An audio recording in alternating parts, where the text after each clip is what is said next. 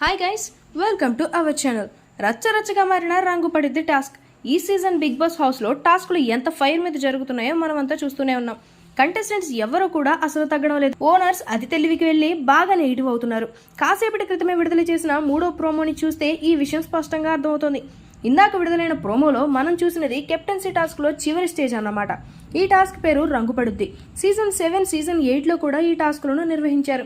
ఇప్పుడు మళ్ళీ అదే టాస్క్ని రిపీట్ చేస్తున్నారు. ఈ టాస్క్లో భరణి, ఇమాన్యుయల్, డిమోన్ పవన్ మరియు మర్యాద మనీష్ పాల్గొన్నారు. రీతు చౌదరి ఈ టాస్క్కి సంచాలకుగా వ్యవహరించింది. ఈ టాస్క్ మొత్తం ఫుల్ గొడవలతో నడిచినట్టుగా ఆ ప్రోమోని చూస్తే తెలుస్తుంది. ఈ టాస్క్లో సెలబ్రిటీలు, ఓనర్స్ అంటూ వేర్వేరు చేసి రీతు చౌదరి మాట్లాడినట్టు శ్రీజ, ప్రియ పెద్ద హంగామా చేశారు. టాస్క్ ఆడుతున్నంతసేపు వాళ్ళిద్దరూ ఈ నినాదాలు చేస్తూనే ఉన్నారు. రీతు చౌదరి ఏమని అనిందంటే, మీ వాళ్ళు అంటే మేము సామాన్యులము, మీరు సెలబ్రిటీలు అని వేరు చేస్తున్నారు కదా అంటూ వాళ్ళిద్దరూ రీతు చౌదరిపై ఆరోపణలు చేశారు.